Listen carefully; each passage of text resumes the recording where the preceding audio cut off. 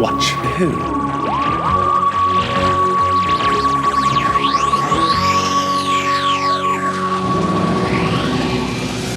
Hello. And welcome to Watch Who, a Doctor Who podcast. I'm Mark. I'm Sarah. And I'm a Doctor Who fan. And I'm new to watching Who. Yeah, watching for the very first time. Very first time. Yeah, and you've been watching for the very first time for 12 seasons now. Oh my gosh, I know. And we're back for another one. And on to the next. The world has changed since last season. We are now in a world where Neighbours is not being made. That's true. That's very true. How do you feel about it, Mark? Yeah, it's sad. I mean, we haven't done a Neighbours update for a little while. I feel like I owe it to everyone now to keep that going. Update us, Mark. Update us. Well, no news on the VHS saga. I have ignored all the messages. It's just a lot of please can you help, help me. Dear. Which I haven't responded to. Of course you haven't. Of course you haven't. It's crazy. Every time I'm scared to look now because I don't want him to be like, I've heard you talking about me on your podcast. That's going to happen one day. It's more, I wouldn't want him looking so he knows you've read it and you're not responding. Well, no, yeah, I know. I don't. I know that they're there. Like, there's usually like 5 messages from him all at once, but I just only occasionally actually look. I haven't got time to sort any Neighbours stuff out at the moment. I need to catch up on Neighbours before the finale. That's my priority. Yeah. I've got 3 months to watch. Oh, Mark. How are you? Is this going to be the healthy, well season? I think so. I've still got a bit of a cough. I just coughed then. It's nothing compared to what it was. COVID numbers are really high here in Cardiff at the minute. It's on the rise. And I'm really busy with work. So I'm basically I'm not self-isolating, but I'm trying to keep away from large gatherings as much as possible. Yeah, we got to be careful. So you join us, listener. I did forget to say, we've been having a bit of a catch-up, a bit of a chat here in this lovely pub in Scotland. Angus has given us a lovely haggis and ploughman's lunch. Oh, I'll take the ploughman's any day. He's practicing his bagpipes now over there. I don't know if you can hear that. But it's a really nice day here. We, having that little catch-up, and we're going to talk about Terror of the Zygons this week. And nothing like being in a secluded part of Scotland away from the people. Fits my narrative. Yeah, what about you? What about me? That's how I was. I'm asking how you are, Mark. Oh, right. It's called conversation. Oh, sorry. No, yeah, I'm fine. Yeah, I haven't had COVID or anything still. I'm still well. I can't believe that. Well, I say I'm well. I haven't tested. I have felt very tired. And my blood sugar has been 27 for a couple of times recently. So maybe I am ill, but I just don't know. I'm just carrying on. Keep calm and carry on. I'm just doing a lot of travelling and stuff at the minute. So when I'm back at base as it were, when I'm back here anyway, sort of chill out and watch Doctor Who. Although I will be honest, I've also been watching Stranger Things. So any Stranger Things fans out there, I'm so ready for part 2. Season 4, what I've seen so far, because they're doing it in 2 parts, I think is the best season they've done so far. Maybe this can be a new little regular feature. Sarah recommends something other than Doctor Who. Sarah recommends Stranger Things. There we go. That's this week's selection. Let's do one every week. Okay, fine. We'll see how far Sarah gets. Sarah watches a lot of TV, though. Oh, actually, no. Can I change my recommendation? Okay. I already want to change it now, then. I've got to get the name of it. It's also a Netflix thing. Keep Sweet, Pray and Obey. It's a documentary. It's terrifying. Not in a horror way, in I don't want to spoil it. But there'll be triggers on it and stuff for people, I'm sure. It's been rated as one of the most traumatic documentaries on Netflix. I mean, what is it, crime or? So it's fundamentalist Mormons, and they believe in polygamy. So even though the main Mormon church now no longer preaches that as a thing, there are elements of within the church, these smaller sex, I guess, and the fundamentalists are one of them that believe in polygamy. So you have multiple wives. So they had a leader. He had 24 wives. And then one of his sons, he died, and one of his sons then became the new leader. And they called them the prophet. So they believe that they are literally speaking the word. and he's the only one that can arrange marriages as well.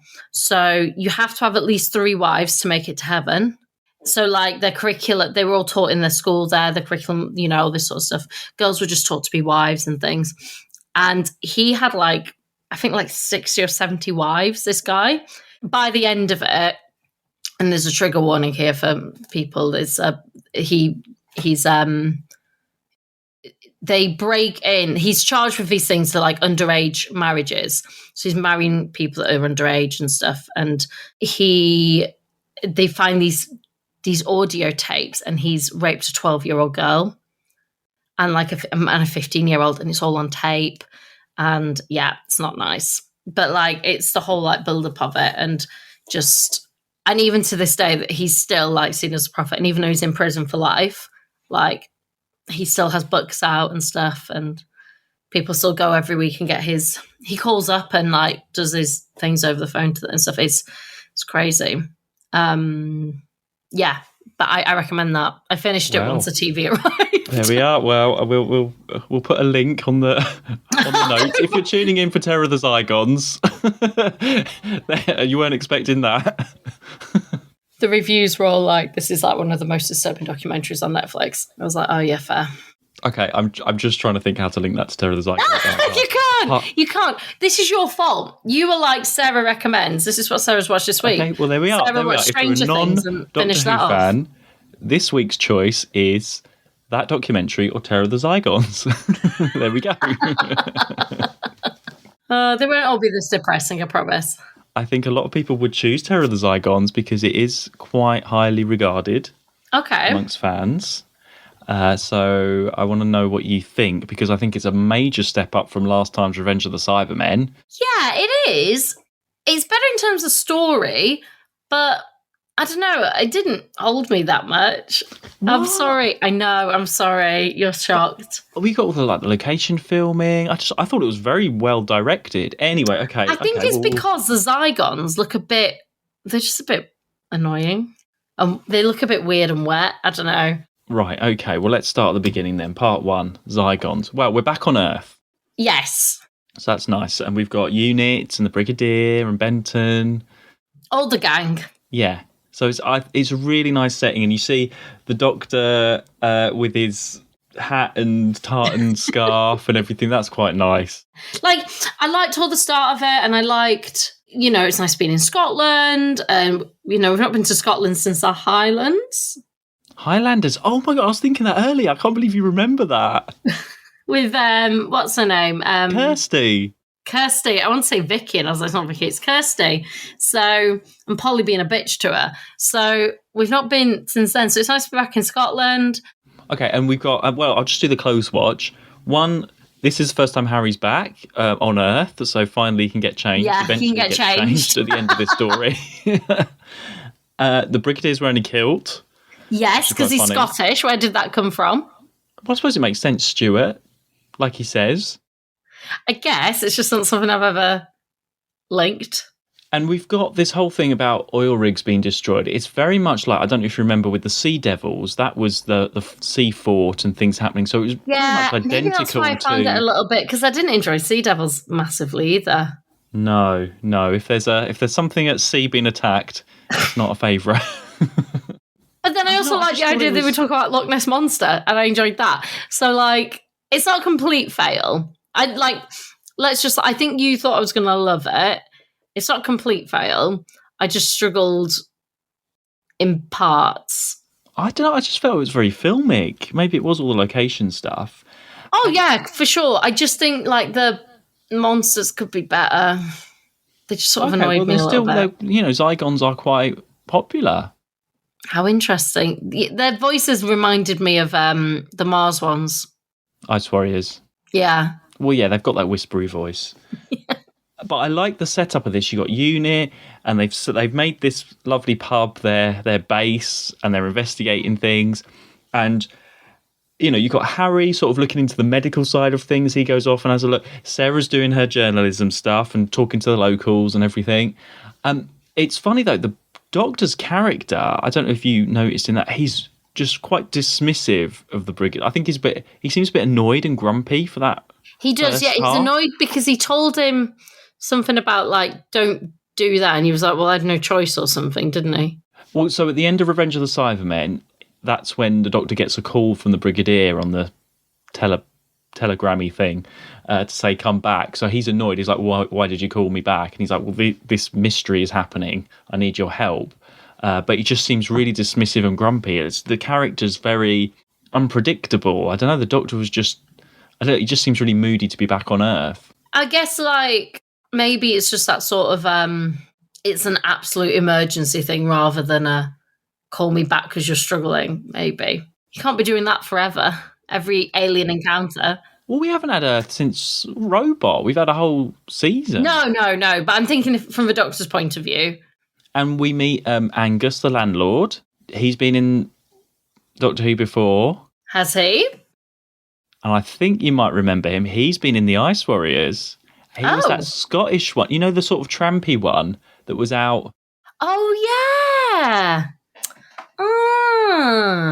Okay. Yeah, I would not have guessed that until you mentioned it, though.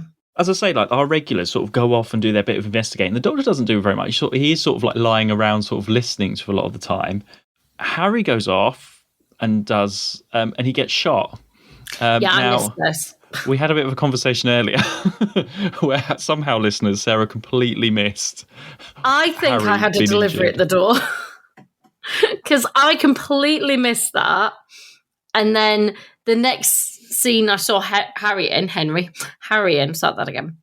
And then the next scene I saw Harry in, he's in bed. And I was like, when did that happen? Yeah, and I wrote down to say, look, Harry gets shot. It's quite a violent moment where he's out on the beach rescuing the guy and gets shot and you see him bleeding from his head. I just don't remember it at all. And throughout that first episode, you sort of see the Zygon hands and you don't really see the full lot until the end of part one. But Harry's in the hospital and there's the scary nurse. Yeah, she's really odd. And again, I couldn't tell if she was just being like this sort of like, they've sort of cast a Scottish dismissive woman or whether, like, and obviously we learn that what it is. But I was a bit like, have they just really cast this woman and she's like Scottish and like really like blunt with them? Well, I think she's playing the Zygon, isn't she? But she's got that face that's. But we don't know that to begin with at that point, do we? No, we don't. But I don't know. I just think that there's a really good atmosphere. And then what, Harry? Keep trying. I'm going to call the doctor.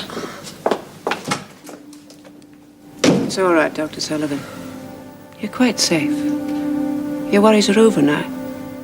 You're going to be very well looked after. It's a different atmosphere even to a Third Doctor story. I mean, the closest is a little bit like the Demons, where they're all in the village with Miss Hawthorne and all of that. You know, there's a sort of I don't know, it reminds me a little bit of the Cliff one. Which one? Oh, Green Death. Yeah, where you're all there's that sort of community and there's something going on and you're not sure who's... There's a community and there's a base. It works when there's a community and there's a base. Because they get a lift with the Duke into town sort of thing, and then the Duke's there and he's a bit quiet and mysterious a little bit as well. So you're not really sure. Now, who's the guy who is talking with Sarah and he's like talking about the Duke? Hang on, have I just got this wrong?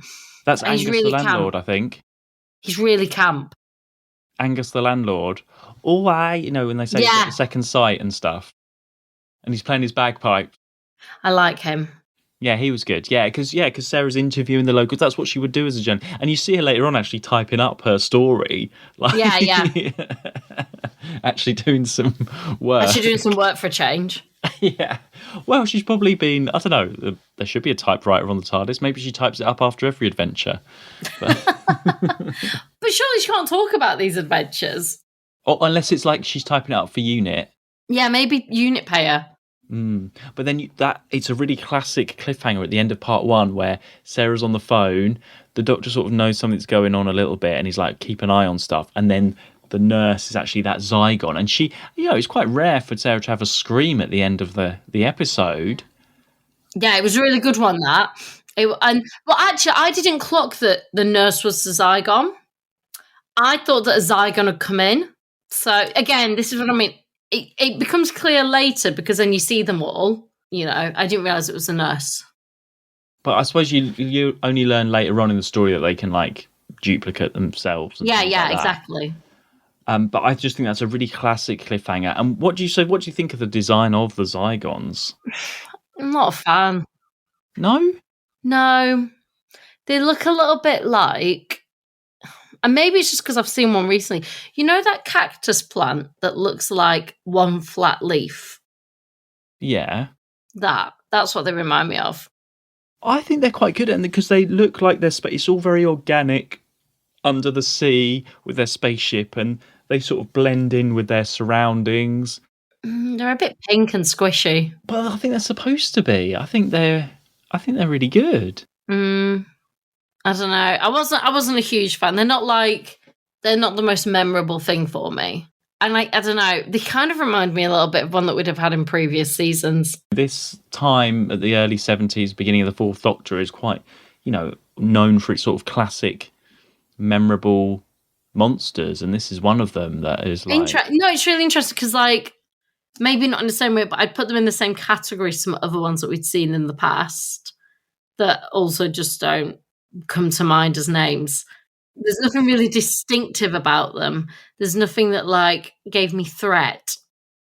Well, there's only a few of them. So the idea is that this spaceship's crashed, I think, and these are like the few of them because they haven't got their own planet or something like that, and so they're here to sort of take over, and then all the rest of the fleet will arrive later, I think. So there's only about 3 or 4 of them. But no, they are distinctive. You haven't the design with the shape of the head and the way it's sort of the face is blended in. It's not like someone in a mask like Zygons the other week or something like that. It kind of is. It kind of looks. Do you remember the crab one and the tentacles? Whenever we've had tentacles, they kind of look like a tentacle, but a walking tentacle. But it reminds me of that cactus leaf. Okay, well, we'll move on. I can't convince you about the Zygons. Sorry. Fine. They might grow on me. They might grow if I see them again in the future, which from the sounds of it, I will if they're such a classic. There was nothing distinctive about them. Even the thing being on Earth, we've had that before. Do you remember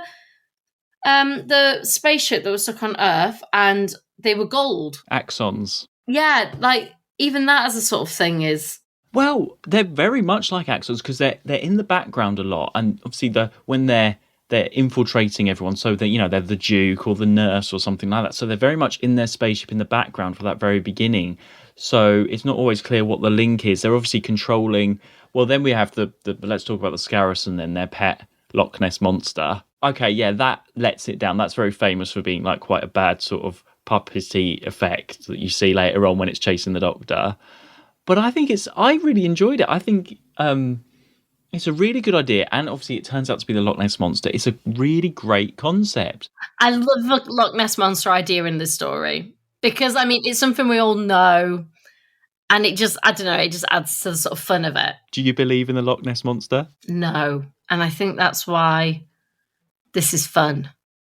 I mean, I would love to go to Loch Ness and have a look for myself. I don't know. I just think, well, they've done a lot of things, haven't they? They didn't some boat or something sort of like try and map out with like radar and. They've done so many things, and there's so many. But it's not. We're not talking like the ocean. We're talking a lake, and it's a big lake.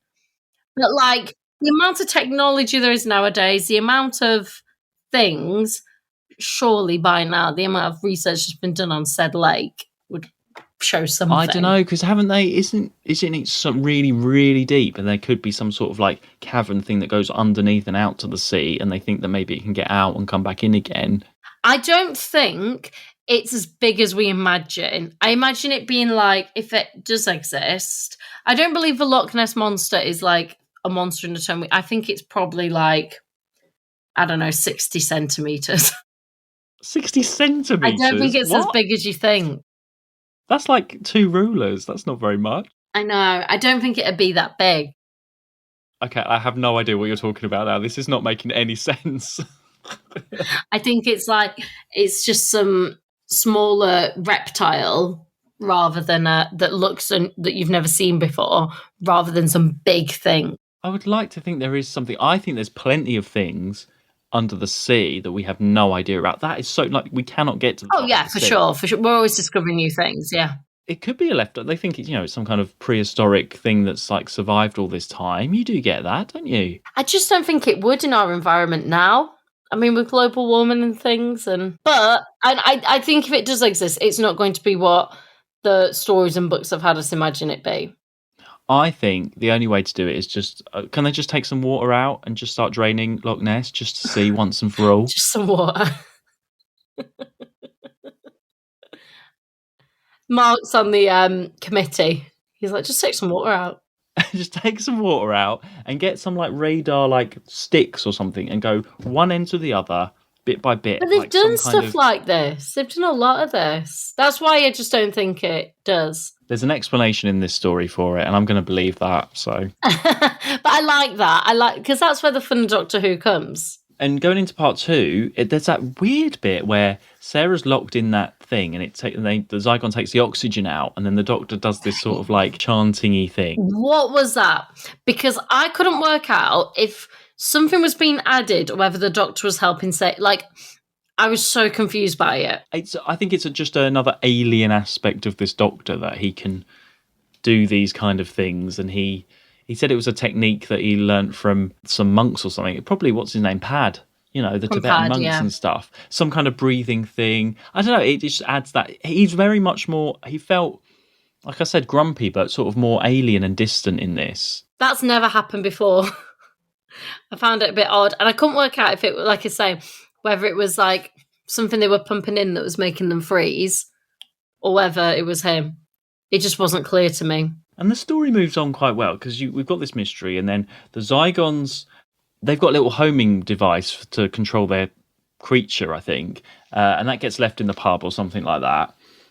So they have to like send somebody in, and well, Harry's been taken and copied, so we have evil Harry. Harry! Hello? What do you mean, hello?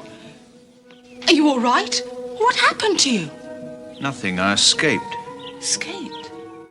Now, tell me you saw this bit. That was fun. Which I think, because he comes in and immediately you can tell, and Sarah knows there's something up, and she's chasing him. I thought that was filmed really well, because when he goes in the barn and he's got the pitchfork and he's like jabbing, I feel that's quite adult. Yeah. I thought all that was quite fun. It was nice sort of to have that side of that character. It's always fun when the companions are like taken over in some way and act in a different way. You've got that close up of him in the half sort of in the shadows, like really looking, and the way he sort of like pokes the fork and like really like violently, and it reminds me of the farm at school. The one that, of course, yeah. I was on. Tracy went on with me. Actually, me and Tracy, we had to. This is what we did. So there was a little farm unit. Used to go before school, at lunchtime, and after school as well, to help out. And you would not do this nowadays. What? 12. Is this where you went around the doors and got money, or? Yeah. We had pitchforks like that. We had a whole shed of pitchforks and spades. And what we would do at lunchtime is get the pitchforks, be on a whole thing of manure, do the barrow, do the straw and the manure with wheelbarrows and have a manure heap and be turning it over and doing that. That was a job. And we'd be on there. And I mean, if it was a really hot day, it would stink. And then you would smell of manure for the whole afternoon in your classes. And it'd get mud all over me and stuff. But that's what we would do. We would be shoveling with pitchforks. You would not let kids do that nowadays. No. Like, I can't believe we were trusted so well with all this equipment. But that's what it always reminds me of when Harry's in the straw. I'm like, I've been there. And me and Tracy once, these 2 chickens died, these French hens that we had, and we put them in a box and we had to bury them after school around. But then when we came to school the next day, they'd been dug up by a fox and there was like bits of chicken all over the thing that we had to like clear up before school. So that's what it reminds me of. But yeah, I really don't think they would give kids any farm equipment now. Imagine. No, not like what? Because how old were you? Like 12, 13. Yeah, I was going to say maybe more like 16, but I don't think they would encourage kids to stand on a manure heap at lunchtime anyway. if you're a teacher out there that encourages your pupils to stand on a manure heap, then please get in touch with us. I mean, as I say, we weren't supervised. No. I mean, that's where I got ringworm, remember? But anyway. Oh my God. Right, okay. Anyway, so there's that whole chase with the Scarus and the Doctor. Yeah, okay, it lets it down a bit. Like the dinosaurs, an invasion of the dinosaurs. In the end, everyone's always like, if only there were better dinosaurs, it would help. I think for this is the point in this one. If only there was a better Scarison, it would really help the story overall, because the rest of it, apart from what you think, the Zygons are amazing and it all looks really good. So I think people are hoping for a CGI Scarison at some point when this comes out on Blu-ray or something. I was going to say, has it come out on Blu-ray season 13 yet? Not yet, no. Oh, okay. Oh, and this is where they've got the spy thing in the deer head in the pub. Angus has that conversation about it, doesn't he? Yeah, poor old Angus though. He doesn't last the story. Unfortunately, he is killed. I liked Angus. Yeah, and then Sarah's doing some investigation. They're trying to work out. It's a bit of a story of like who's the double, who's not, who's good, who's bad. Because you go off to the castle and Sarah finds a secret passage down to the Zygon ship and rescues Harry and everything.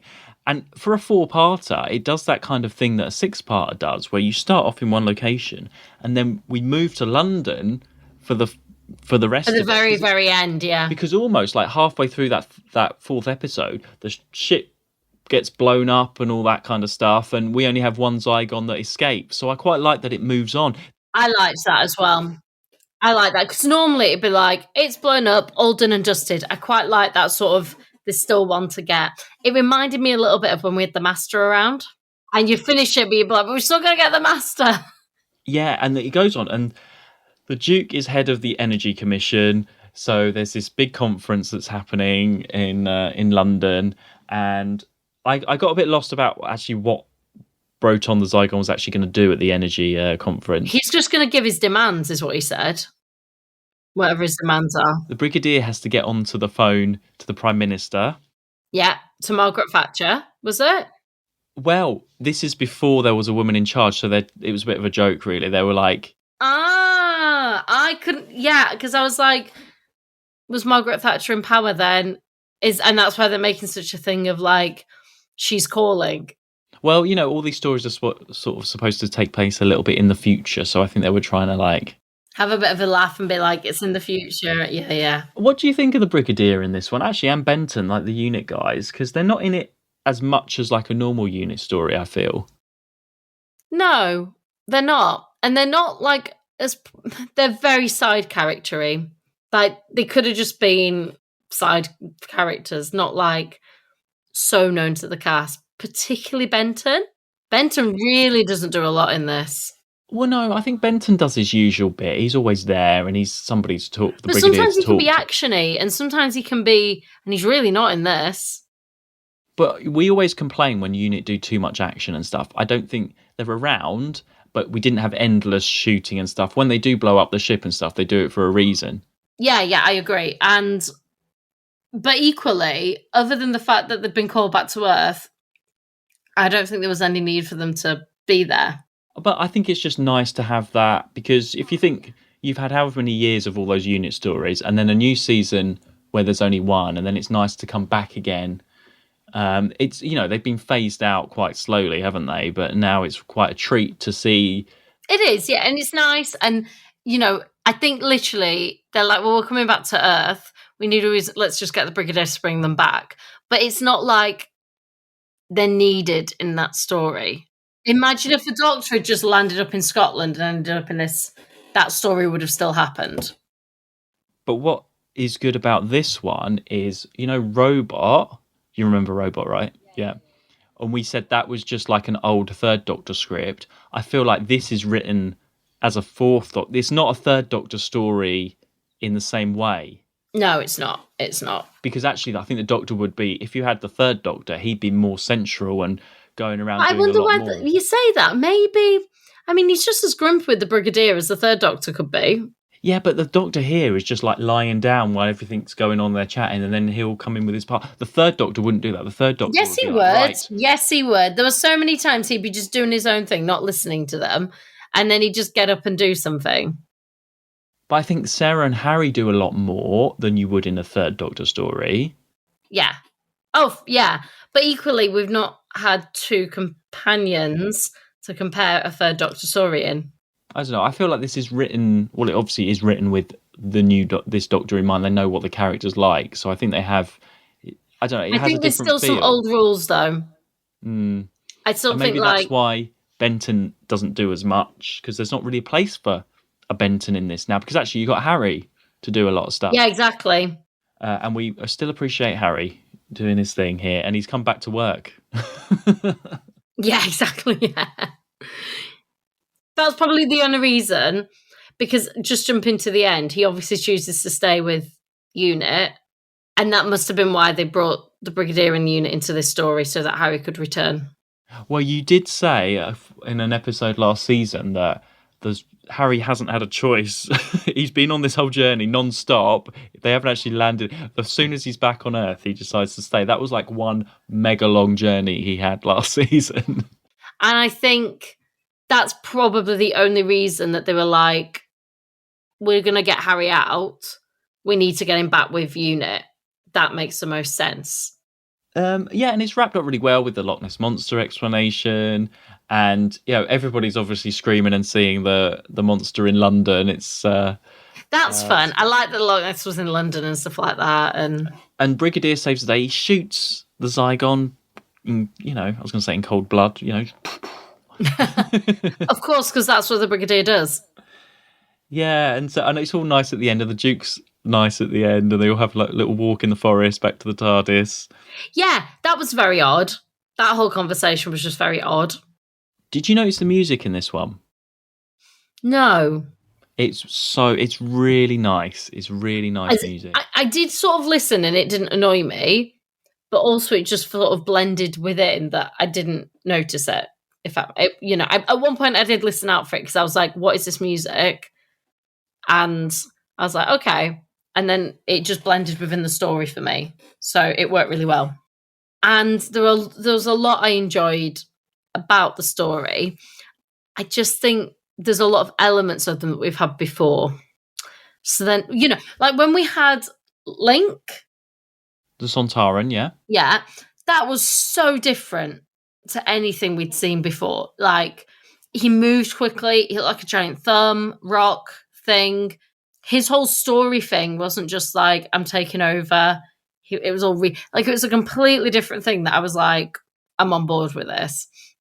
I'm thinking of more recent monsters rather than like the Daleks, obviously the Daleks and Cybermen. And yeah, they're not like, there's a lot of elements within these guys that I'm like, well, we've seen that before. We've seen a lot of this sort of idea and stuff before.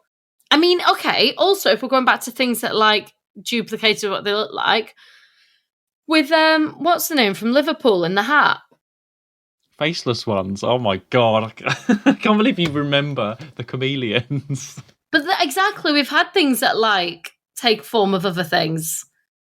Okay, well, I would recommend this one. I don't know. I just feel the atmosphere of this one is a lot more. If you watch this in the dark, as like a film, it just reminded me a lot of the Clint one, and I don't know why. And I think it's because there was a lot of Cliff. Clint. Cliff. You knew what I meant now. Oh yeah, I know what you mean. Translated me well. Just everyone at home will be like, it's Cliff. So I just wanted to say I do realise. Yeah. No one expects the correct answers from me. It's fine. They do from you though, Mark. You need to be on it. Well, I mean, I've enthused about this as much as I can, so I can't say any more. But also, they filmed in Sussex, not Scotland, by the way. So all that location stuff is. And there's one with an American accent. Oh yeah, he was like he sort of disappeared halfway through, didn't he? Where did he go? I don't know what happened to him. But he had an American accent. Everyone else was Scottish. I think he was only in like episode 1. He was like the expert in oil rigs, or I think they brought him in for that purpose. Maybe. I think he was in episode 2 as well. I don't think he was beyond that. I think he was in 2 because in 2 they're going on about like noises and they find, and he's definitely talking in that. It's so funny. I can't believe you remember him, but you don't remember like massive. I swear I did delivery at the door. I swear it must have just been them. Okay, all right. To round off, well, Harry decides to stay. What are your thoughts on that? Of if this is Harry's last story? I'm okay with that. No, we started off so well in Robot. We were so excited. I know, but I think for this character, that's run its course. I think from a writing point of view, I think if Harry wasn't a unit person, it would have worked more. But I think it just made sense. I think there was if you're going to be keeping the unit lot around, sure, but yeah, I don't know. I just felt like this made sense for that character for sure. Okay, what do you think of, obviously, Sarah is like, yep, I'll have a lift, and goes back. I mean, this is going into her 3rd season now. Are you still... I do like Sarah. I think she's great. I think she's really good. I can see why they've kept her around. Yeah. And, they still get those moments. There was that bit, where she's in the castle and she's looking up through the things, and that Scottish guy with the beard sort of doesn't really react, and then she sort of sticks her tongue out at him when he closes the door. She's really good. Like, acting-wise, she's brilliant. She's one of the best we've had. I think that's what it is. The acting is so good. And in those moments, you believe every moment that she's in there. When she's talking to Angus and stuff. I don't know. She just has that energy. Oh, yeah, definitely. And obviously her character, I mean, she could have said, hang on, I've had enough of this. I need a bit of a break. I've had 2 weeks on Skaro and Nerva Beacon and all of that. But she's like, I like that moment where the Brigadier's like, no, I'm not having a lift. And Harry's like, no. And the Doctor looks really sad. And then Sarah's like, oh, all right then, I'll come along. Yeah, I liked that. I'd have loved the Brigadier. The Brigadier, if he knows, very like, nope. And I wanted him to be a bit like, no. Pondered it maybe, but it'd have been fun. I'd love a story just like the Brig and the Doc somehow. Just those two. Yeah, going, carrying the rest of the season. So Doctor and Sarah. So, yeah, that's what we'll wait and see. We'll wait and see. Well, the next story is called Planet of Evil. Oh, okay. I think it'll be bad. Yeah, bad things will happen. Yeah. That's my thought. I don't think it's London. We'll know. Well, who knows? They could be talking about the Earth. I don't know. Yeah, I don't think it is. Somehow, I don't think he's taken them back to London. No, well, the TARDIS might go wrong. Yeah. Okay, well, we'll see what our listeners. How many is it? 4. Ah, yay. Okay, cool. 6-parters are now quite rare. It's nearly always 4. Hey, it's like someone heard me in the 70s. Yeah, they've sorted it out. They've changed the production schedule. Yeah, they're like, in the future, someone's going to moan about this. In the future, in like 50 years, someone will be watching and they just won't have time to watch all these episodes. So we're going to cut them down and make it easy. And they're like, what are you on about? Like, binge watching will be the future. And they're like, no, don't be stupid. It's all about episode watching. Everyone loves the adverts. Even though it's BBC. Ignore me. But